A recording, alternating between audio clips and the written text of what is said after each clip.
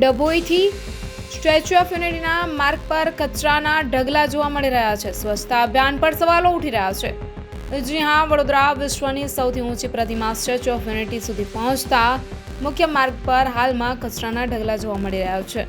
ડભોઈથી અકોટા સુધીના આ મુખ્ય સ્ટેટ હાઈવે પરના ડિવાઈડર પર ઉગી નીકળેલા અને માર્ગ માટે નુકસાનકારક બની રહેલા ઝાડોને કાપીને હટાવવાની કામગીરી પૂર્ણ કરવામાં આવી છે. જો કે આ ઝાડોને હટાવ્યા બાદ તેનો કાપેલો કચરો અને ડાળીઓ રોડની બંને બાજુએ ફેંકી દેવામાં આવતા પ્રવાસીઓમાં ભારે રોષ જોવા મળી રહ્યો છે.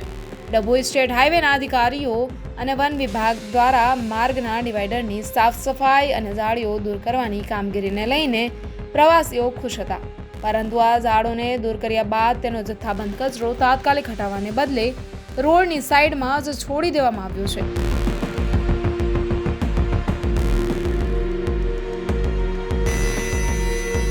મહત્વનું છે કે માર્ગ મુખ્યત્વે સ્ટેચ્યુ ઓફ યુનિટી તરફ જવાના હોવાથી અહીં હજારો પ્રવાસીઓની અવરજવર રહે છે. આવા મહત્વના પ્રવાસી માર્ગની બંને તરફ ગંદકી અને કચરાના ઢગલા પર પડ્યા રહેતા પ્રવાસીઓને અસહ્ય દુર્ગંધ અને ખરાબ દ્રશ્યનો સામનો કરવો પડે છે. સ્વચ્છ ગુજરાતના સૂત્ર પર સવાલ.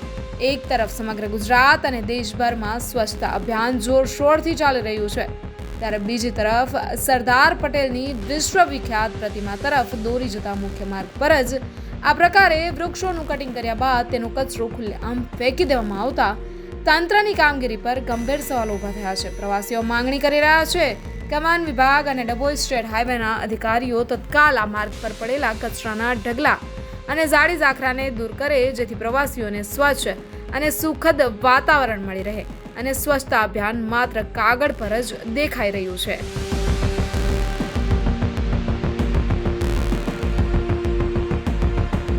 Bureau report, TV17 news, Dabhoi, Vadodara.